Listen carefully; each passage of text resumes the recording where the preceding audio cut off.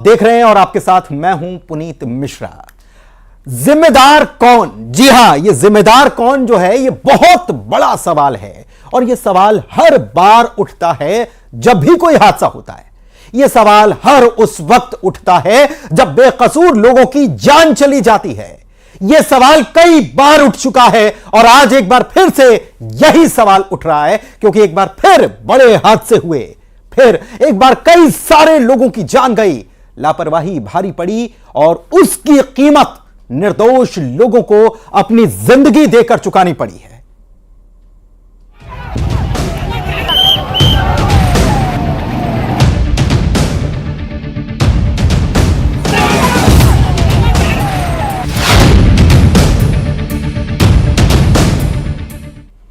तो सवाल बस यही कि जिम्मेदार आखिर इसका है कौन। बात गुना और खंडवा में हुए अग्निकांड की हम कर रहे हैं। गुना में डंपर से बस की टक्कर हुई, उसके बाद बस पलटी और बस में आग लगी। बस आग का गोला बन गई और सवार 13 लोगों की जान चली गई। अब सरकार की तरफ से एक्शन मोड देखा जा रहा है। कई अफसरों पर गाज गिर चुकी है। उधर खंडवा में अवैध गैस सिलेंडर के गोदाम में आग लगने की घटना पेश आई। गोदाम नहीं बल्कि यह घर था जिसे गोदाम बना दिया गया अवैध रूप से। रिहायशी इलाके में यह था। हादसे में कई लोग जख्मी हुए हैं। आरोपी गिरफ्तार कर लिया गया। 2 तस्वीरें आप देख रहे हैं, लेकिन सवाल अब भी यही बरकरार है कि कब तक ऐसे हादसे होते रहेंगे। क्योंकि हमको याद है सीधी का वो बस हादसा, हमको याद है झाबुआ के पेटलावत का वो हादसा, हमको याद है राऊ में पटाखा फैक्ट्री में धमाका और उसके बाद कई लोगों की जान जाने की वो खबर, और फिर से गुना और खंडवा की ये तस्वीरें आखिर क्यों नुमाया हो रही हैं? कब तक ऐसे हादसे होते रहेंगे और हादसों से प्रशासन सबक कब लेगा? क्योंकि ये जिम्मेदारों का काम है अपनी जिम्मेदारी निभाना। ये जिम्मेदारों को देखना पड़ेगा कि उनकी जिम्मेदारी क्या है और कहां वो जिम्मेदारी नहीं निभा रहे हैं। गुना और खंडवा की ये तस्वीरें जो हैं ये फिर से सवाल उठा रही हैं। सवाल क्या है? सवाल यह कि गुना और खंडवा अग्निकांड में सरकार कड़ी कार्रवाई की बात कह रही है। हर बार की तरह दोषियों पर एक्शन का दावा हो रहा है और हर बार की तरह एक बार फिर से हादसों के बाद प्रशासन की आंखें खुली हैं और अलग अलग शहरों में जांच शुरू कर दी गई है ताकि ऐसे हादसे दोबारा ना हो। यह कार्रवाई और मशक्कत पहले भी हो चुकी है, कई बार हो चुकी है, लेकिन फिर भी हादसे दर हादसे हुए जा रहे हैं। इन पर लगाम नहीं लग पा रही है। न्यूज़ 18 सवाल उठा रहा है। सवाल यही कि गुना खंडवा जैसे हादसों पर लगाम कब लगेगी? कब तक चलेंगे अवैध गैस के गोदाम? सड़कों पर कब तक मौत रफ्तार भरती रहेगी? कौन इन हादसों के जिम्मेदार हैं? लापरवाही कब तक निर्दोष जानों पर भारी पड़ेगी? न्यूज़ 18 ये सवाल इसीलिए उठा रहा है क्योंकि ये एक मामला नहीं है और पहला और आखिरी भी नहीं है, बल्कि ऐसे मामले जब तब सामने आते हैं, प्रशासन शासन एक्टिव होता है, जांच बिठाई जाती है, कुछ जिम्मेदारों को नाप दिया जाता है, लेकिन उसके बाद क्या होता है? उसके बाद वही ढाक के 3 पात, वही अधिकारी जो मैदान में अभी नजर आ रहे हैं फिर जाकर सो जाते हैं। जमीन पर जिनको काम करना चाहिए वो काम नहीं करते नजर आते हैं और जब ऐसा हादसा होता है तो फिर मैदान में उतर जाते हैं और कहते हैं कि हमने एक दिन में इतनी कार्रवाई कर दी।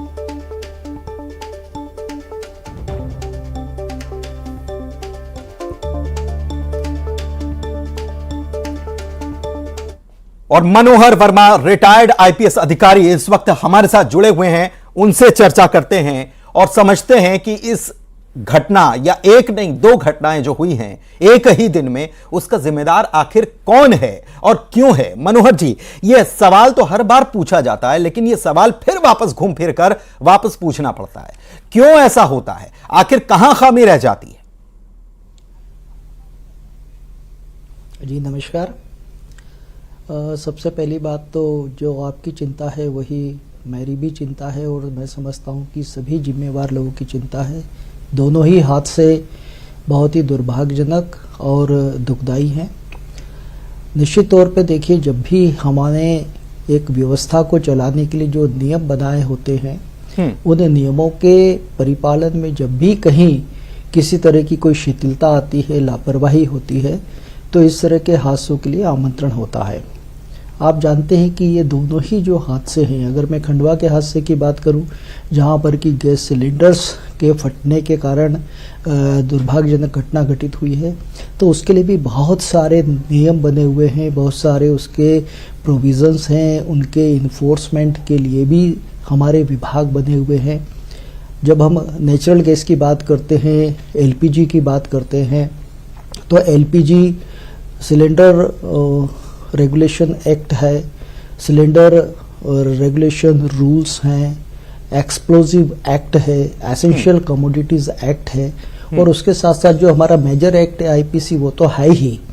तो ये सारे जो रूल्स इनके बने हैं पेट्रोलियम एक्ट के अंतर्गत और सिलेंडर फिलिंग एक्ट के अंतर्गत, उसमें बहुत विस्तृत रूप से इन सारे नियमों को बताया गया है कि किस तरह से इसे कौन कर सकता है, कौन फिलिंग करेगा, और उसकी सिलेंडर की फिलिंग होने के बाद उसके ऊपर लिखा भी जाता है कि ये कब फिल हुआ है, और उसकी जो हाइड्रोस्टैटिक टेस्ट होती है सिलेंडर की कि वास्तव में अब वो सिलेंडर भरने लायक है या नहीं, क्योंकि तो प्रेशर के ऊपर होता है। गैस को जब हम बहुत ज्यादा प्रेशराइज कर देते हैं तो वो लिक्विड फॉर्म में आ जाती है, इसलिए हम उसको लिक्विफाइड पेट्रोलियम गैस बोलते हैं।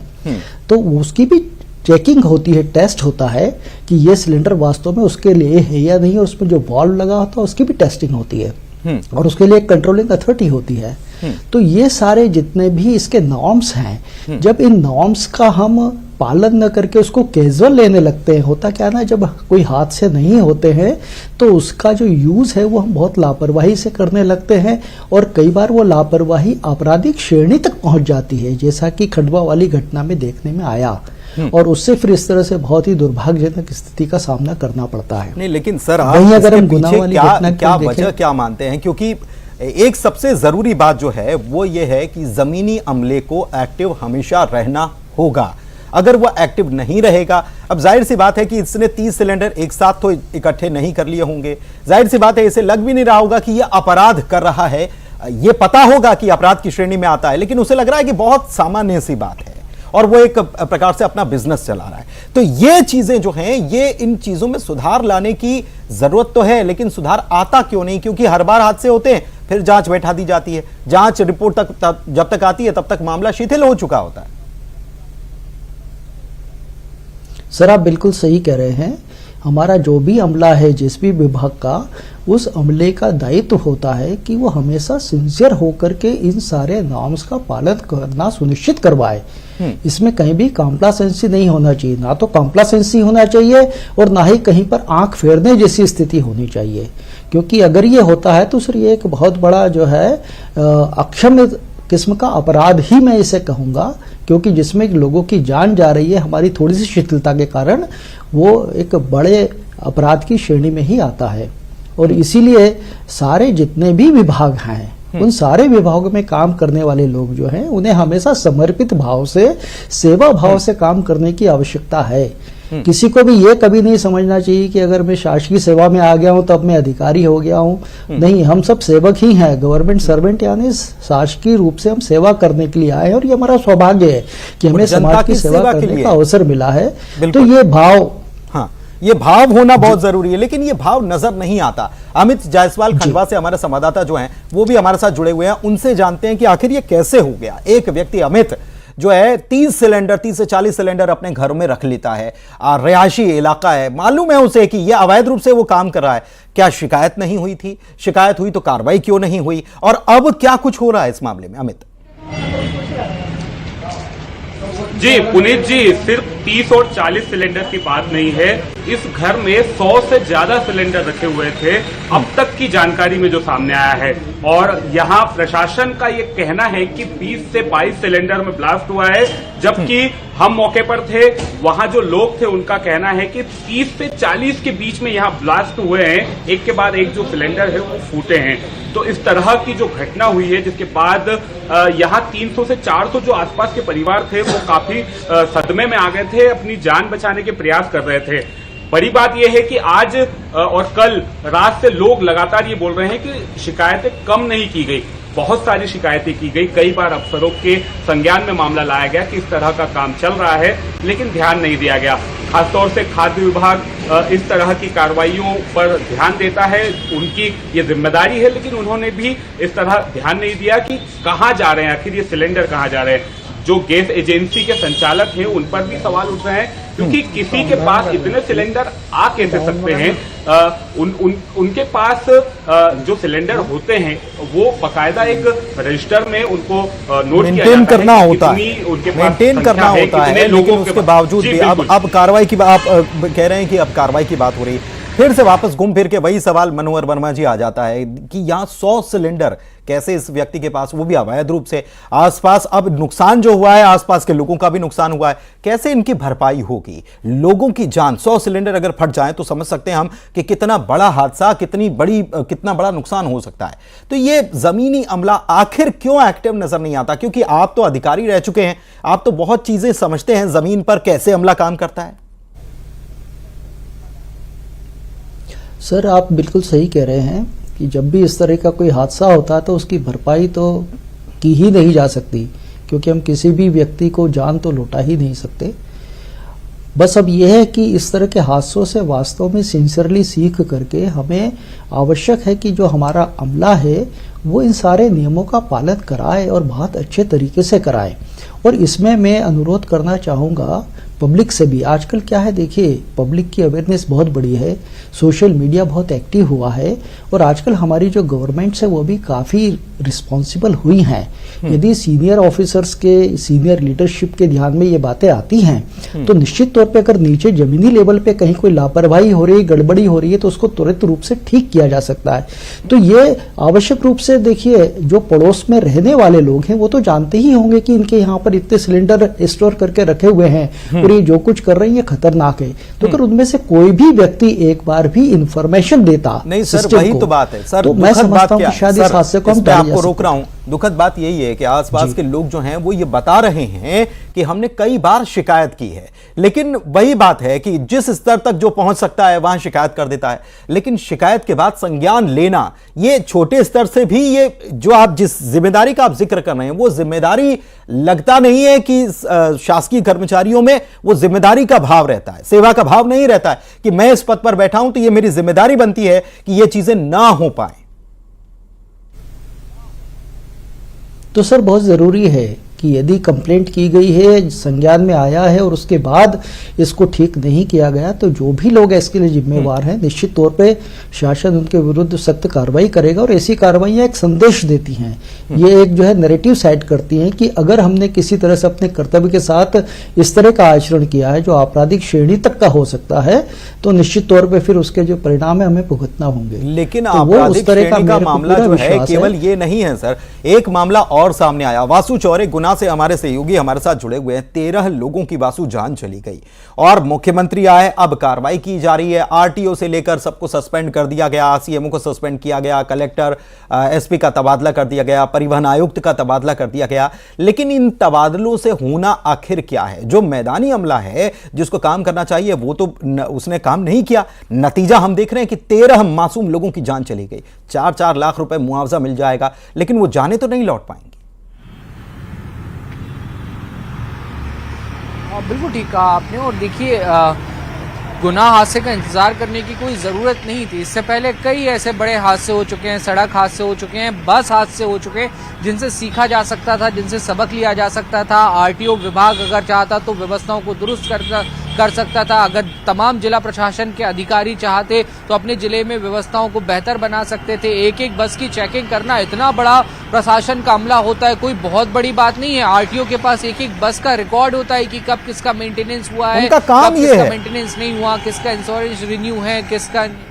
निश्चित तौर पर उनका काम ये है, उनकी जिम्मेदारी ये है। ये जिम्मेदारी को पूरा ना करना, लापरवाही करना, बस संचालकों के साथ साठगांठ करने का काम करना, समय पर चेकिंग नहीं करना, ये सारी चीजें खुला निमंत्रण होती है, खुली दावत होती है इस तरीके के हादसों को। और जब हादसे हो जाते हैं तो फिर उसके बाद कार्रवाई होती है। कुछ दिन तक सड़कों पर पुलिस भी एक्टिव नजर आती है, आरटीओ भी एक्टिव नजर आता है, लेकिन फिर उसके बाद हालात वहीं के वहीं पहुंच जाते हैं। ढाक के 3 पात की स्थिति हो जाती है। फिर एक किसी नए हादसे का इंतजार किया जाता है, फिर उसमें तमाम तरीके की कार्रवाई 0 से लेके 100 मिनट तक शुरू हो जाती हैं। लेकिन सबसे बड़ी बात यही है, चाहे बस हादसों की बात हो, सड़क हादसों की बात हो, और इसी ये क्रम वाइज एक चीज चलती हुई दिखाई देती है, इसका अंत कहीं दिखाई नहीं देता। इसमें आप एक चीज और जोड़ लीजिए, बहुत बड़ी बात नहीं है, लेकिन एक गड्ढे को अगर ढक दिया जाए तो बहुत सारे मासूम बच्चे उसमें गिरने से बच जाएं। लेकिन ऐसी घटनाएं भी हर महीने सुनने को मिलती हैं। इन तमाम उदाहरणों से आप देखिए साफ तौर पर एक चीज जाहिर होती है कि प्रशासनिक लापरवाही इसमें बड़े पैमाने पर है,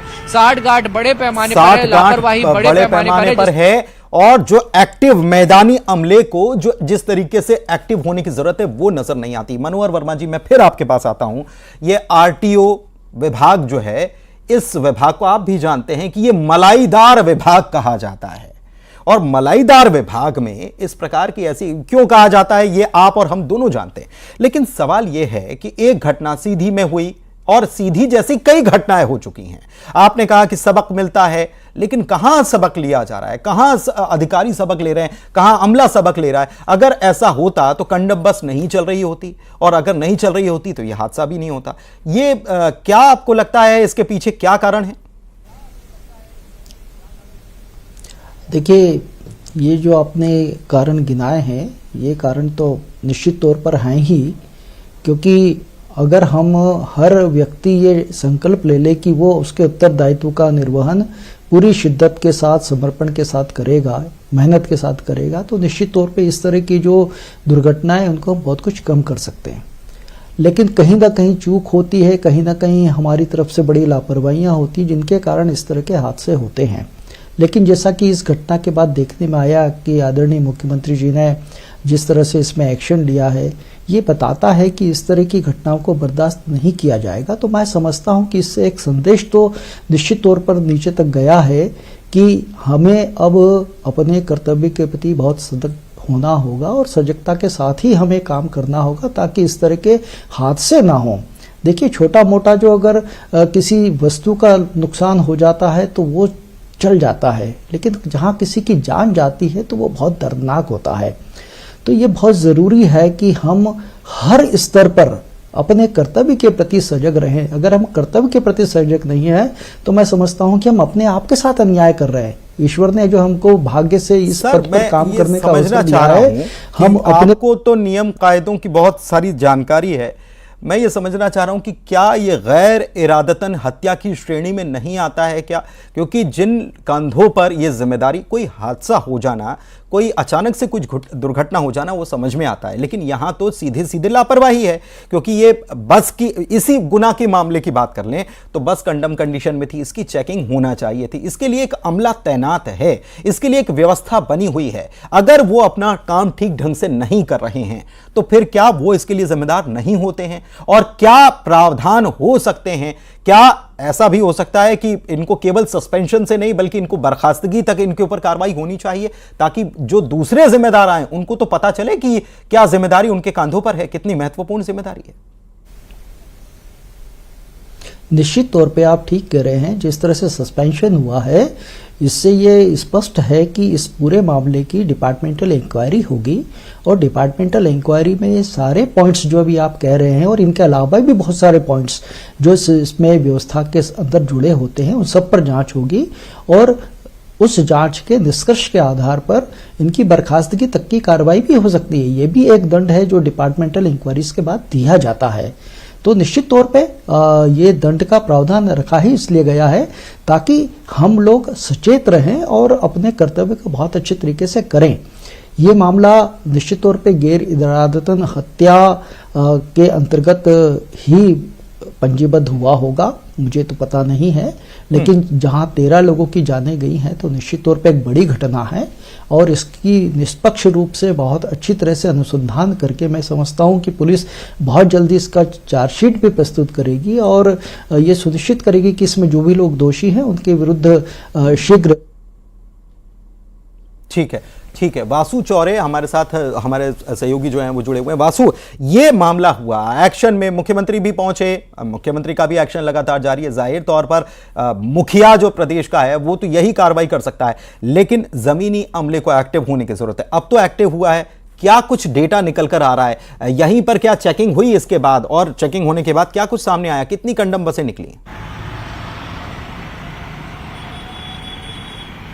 बिल्कुल, देखिए ये पूरा हादसा कल 9 बजे के करीब हुआ और उसके बाद से लगातार डेवलपमेंट होते रहे। मुख्यमंत्री ने तुरंत इस पूरे मामले में संज्ञान लिया, जांच के आदेश दे दिए, लोगों को मुआवजे की बात कही गई। सुबह होते मुख्यमंत्री खुद गुना पहुंचे, अस्पताल में लोगों से मिले और परिजनों से भी मिले, घायलों से भी मिले, सबकी शिकायतें उन्होंने सुनी। वहां पर कलेक्ट्रेट पहुंचे, बैठक ली, कलेक्टर समेत सभी अधिकारियों से बातचीत की और फिर उसके बाद एक बड़ी प्रशासनिक सर्जरी सामने आई। सीएमओ से लेकर आरटीओ ऑफिसर और फिर एसपी, कलेक्टर जैसे बड़े अफसरों को तक पर इस पूरे मामले में जो है वो अब तक गाज गिर चुकी है और निश्चित तौर पर अब नए अधिकारी जो बनेंगे, जिनको इनकी जगह चार्ज दिया जाएगा, उनसे सबसे पहली उम्मीद यही की जा सकती है और उनको सबसे पहले दिशा निर्देश भी भोपाल से, राजधानी से रेगुलर तौर पर होना चाहिए। ये रेगुलर तौर पर होने की जरूरत है। अगर ये रेगुलर तौर पर नहीं होगा तो फिर ऐसे हादसे, ऐसी परिणति हमको सामने देखने को मिलेगी। अमित जायसवाल खंडवा से जुड़े हुए हैं, उनके पास भी चलते हैं। अमित, ये जो खंडवा में जो बड़ी दुर्घटना पेश आई है, इसके बाद कुछ अमला एक्टिव हुआ मैदान पर?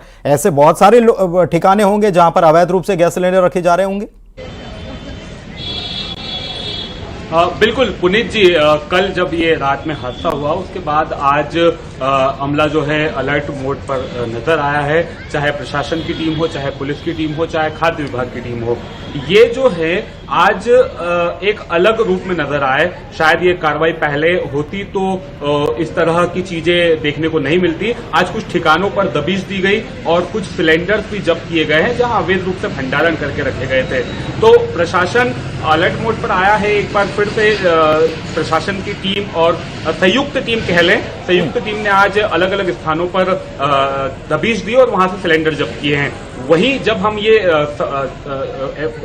खास रिपोर्ट दिखा रहे हैं कि जिम्मेदार कौन, तो जिम्मेदारी तय होना चाहिए। संभाग आयुक्त ने कल कहा, कलेक्टर को भी आदेश दिए कि इस पूरे मामले में और जो भी जिम्मेदार हो, जो भी दोषी, ठीक है, देखिए ठीक है अमित वासु, ठीक है, लेकिन एक चीज यह है कि कितना अद्भुत है और ये शायद कहीं और हो भी नहीं सकता।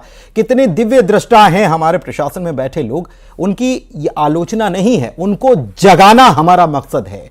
इसीलिए क्योंकि एक हादसा होता है, अचानक से एक्टिव हो जाते हैं। भोपाल से खबर आई कि एक्टिव होकर आरटीओ ने एक दिन में 20 कंडम बसें पकड़ ली। इधर यहां पर भी खबर आई और कई जगहों पर छापे मार दिए गए। तो ये चीजें जो हैं, अगर शुरुआत से चलती रहे, ऐसी कार्रवाई लगातार चलती रहे, तो फिर ऐसे हादसे नहीं होंगे। इसीलिए हम फिर से पूछ रहे हैं कि जिम्मेदार कौन, और जो जिम्मेदार हैं वो जिम्मेदारी निभाएं। उनसे यही अपील है, यही दरखास्त है। कई लोगों की जान जाती है साहब। बहुत शुक्रिया आप सभी मेहमानों का हमारे साथ जुड़ने के लिए। और इसी के साथ आज के इस